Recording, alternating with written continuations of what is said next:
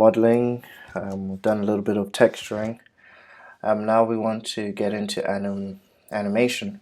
So obviously I just want to do a quick tutorial on just basic fundamentals of animation.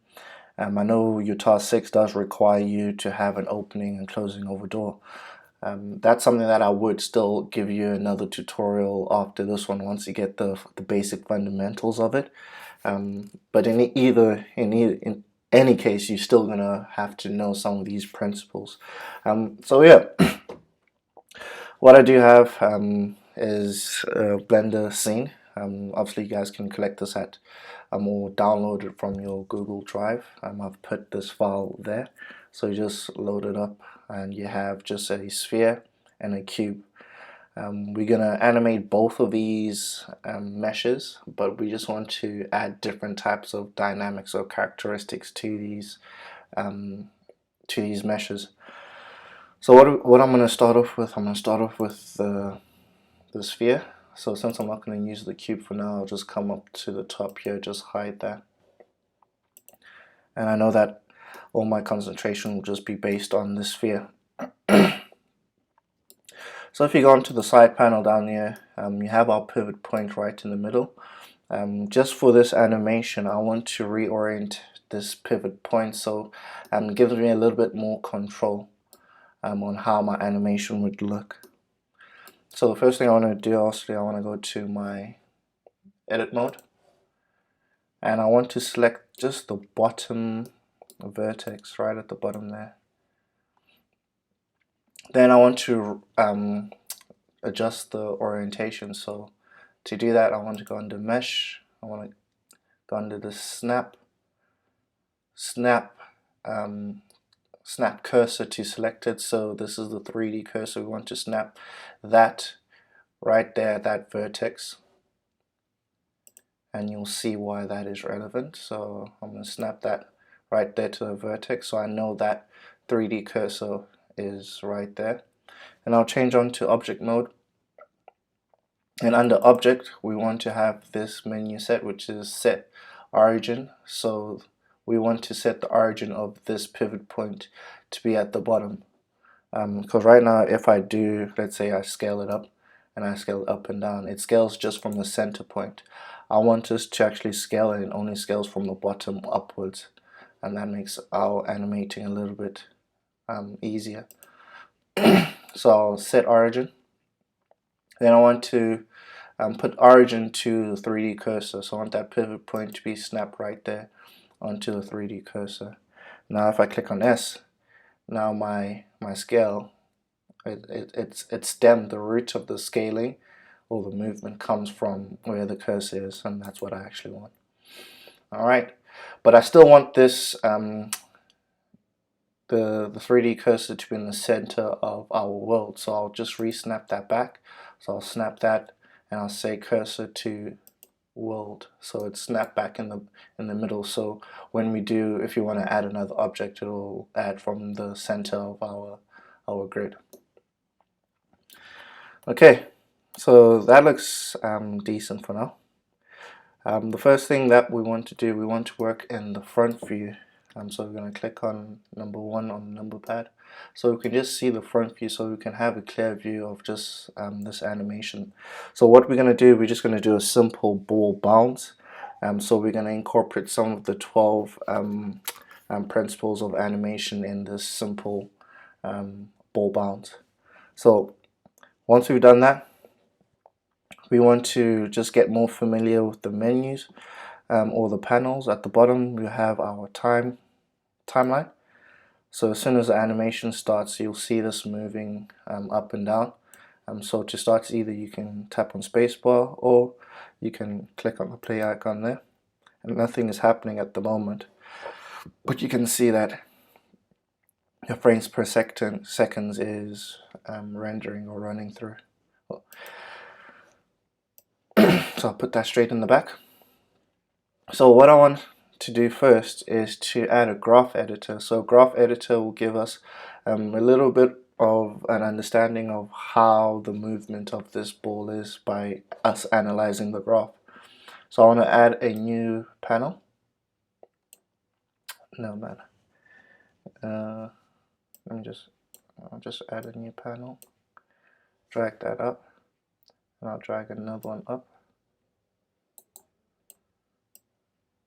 Okay, cool. So I want to rechange this to my timeline, so I'll change at the top. So I want that to be on my timeline, which is what I'm looking for. And I want this second one to be a graph editor. So I can just lift that up just a little so I can see what is going on. To be honest, you won't really need that much space for your timeline. It's more of the graph editor that we're going to be focusing on.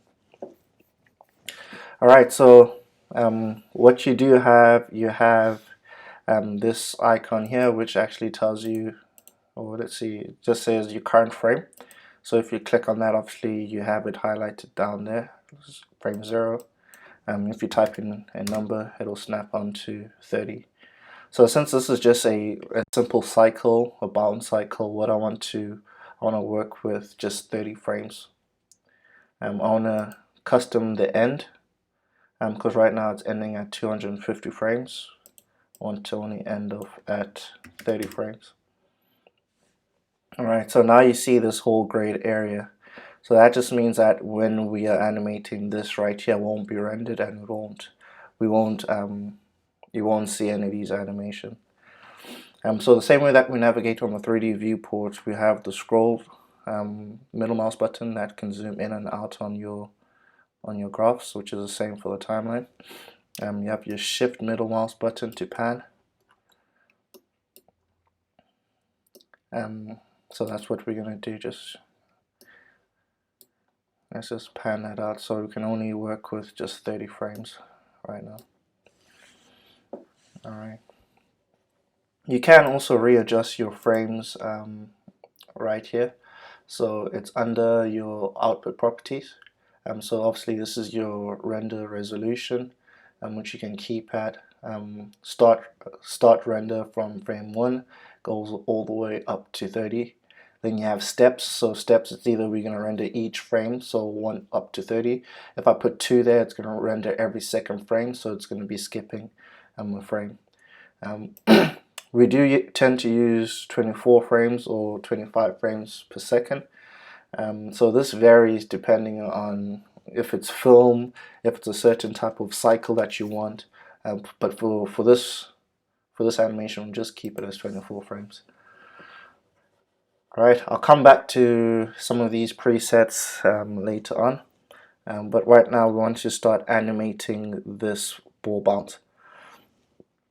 So I'll move back to frame 1, or either just click on there, which I'll start at frame 1. Actually, let me start off from frame 0. I think frame 0 is better. Let me start off from 0. Then since this is a ball, I want it to drop down. So my first frame, I want to move that up. So we'll move it up on the z-axis by 8.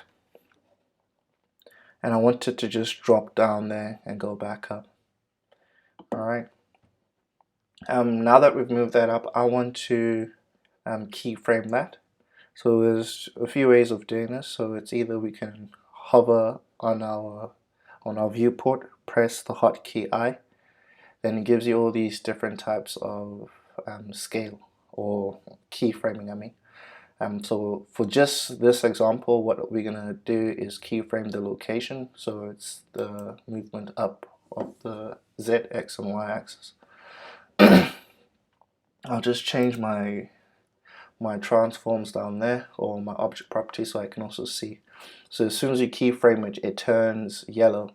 So that just says that, okay, keyframe 1 has been keyframed with the X axis at 0, -2, and 8.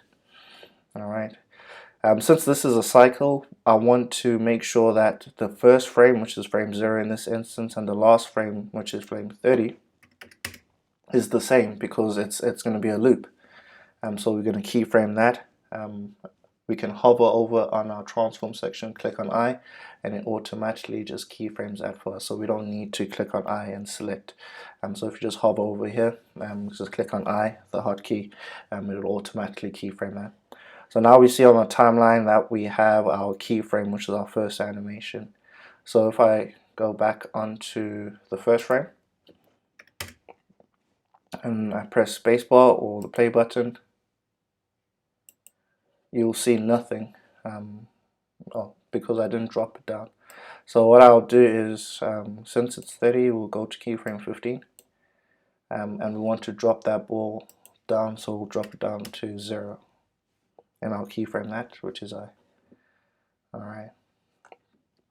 So if I press spacebar now, you should see, yeah, there it works.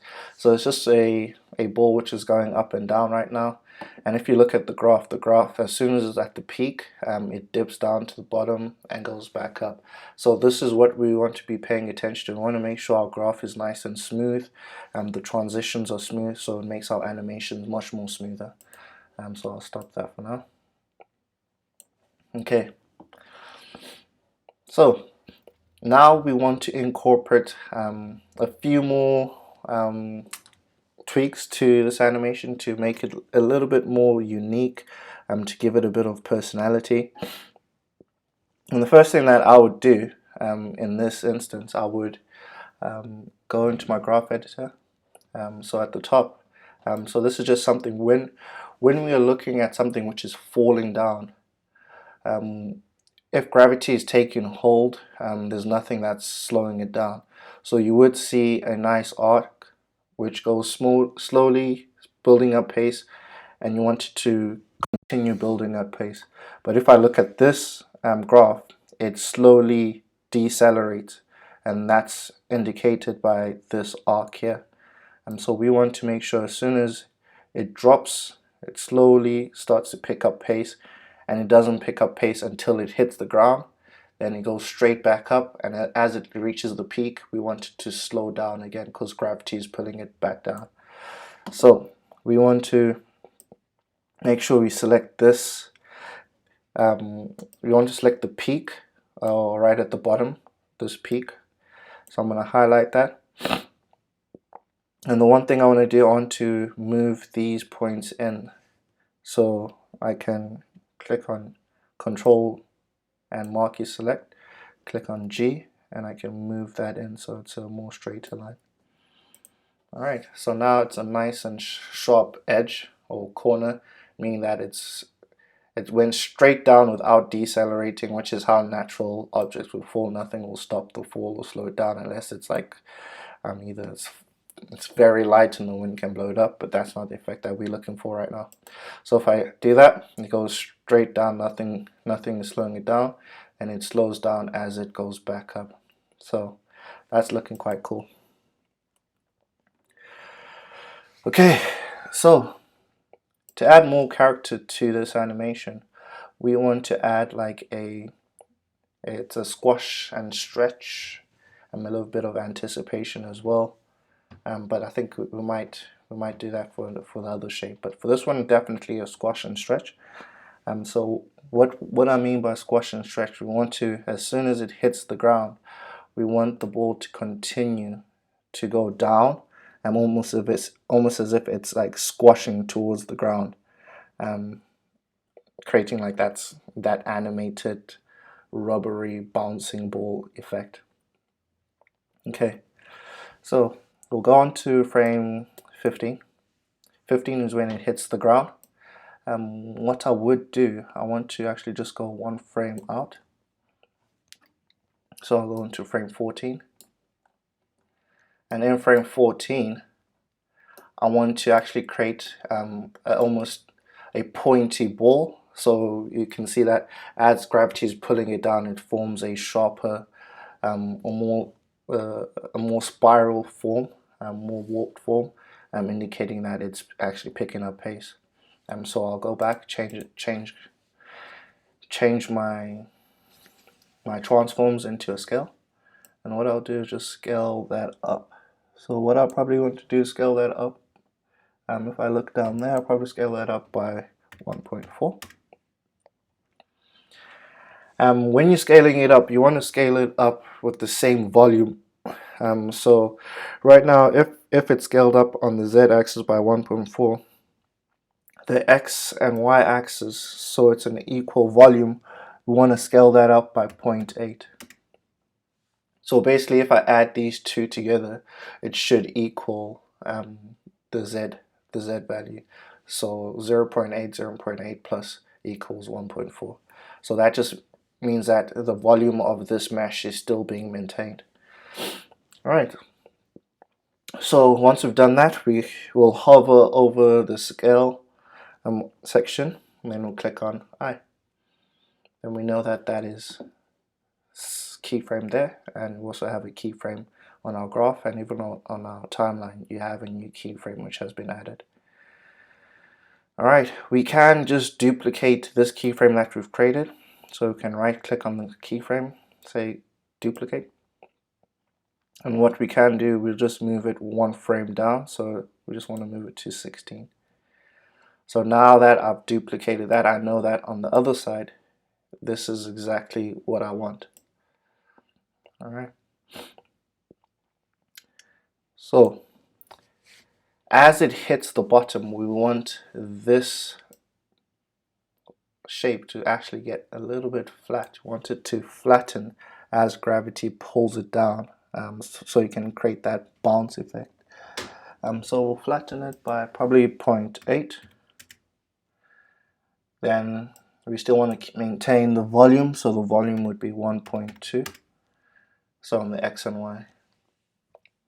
So in this instance, if I take away 0.2, it will give me 1, because the scale, to have it equally scaled, it's 1, 1, 1.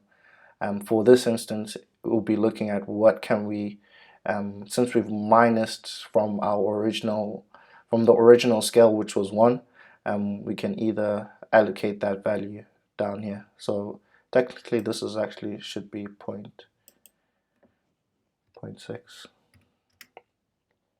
Yeah. So it's 2 equals 1. So all of them will have a 1. Alright, we'll keyframe that, which is I again. Okay, let's just see what we have so far. Alright, so it's creating a nice tapered effect. It's bouncing at the bottom. Cool. So we want to work on this a little bit more. So right at the top, as it drops down, obviously probably in the beginning, it doesn't need to, depending on the type of animation, but since this is a cycle, we want to keep it as the original shape. So if I go back to the scale, we want to make sure the X, Y, and Z is scaled at 1, 1, 1, which gives it the correct form. So we'll keyframe that. And remember, since it's a looped animation, we want to make sure the last frame as well is the same. So it's 1, 1, 1. And I'll keyframe that. Alright, so I'll quickly play that. Okay, it's coming along a little bit fine at the moment. We can still work on that a little bit more.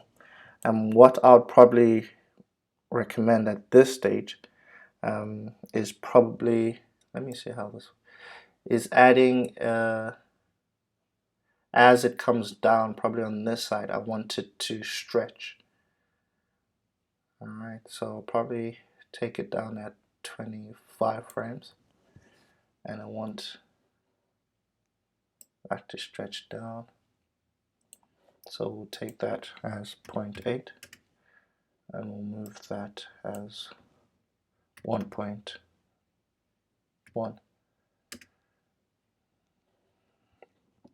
And let's just keyframe that.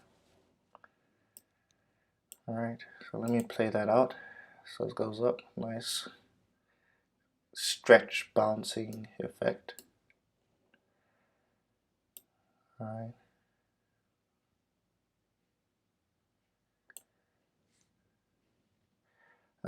What I'm not really liking at this point is that it looks, I'm not too sure, is it decelerating, accelerating? Actually, that looks fine. Yeah, I think for now we'll just leave it as that. I think it's coming along. I feel like I would work on it a little bit, but just so we can keep the basic fundamentals for now, let's keep it as that. So we have the loop animation, which is just for your just for the sphere. Bounce, stretch, bounce, stretch. Alright, so what I'll do is just let you guys carry on with that this tutorial. Then I would continue with the square, which will, instead of starting from the top, we'll start from the bottom. So we'll build up anticipation as it springs up.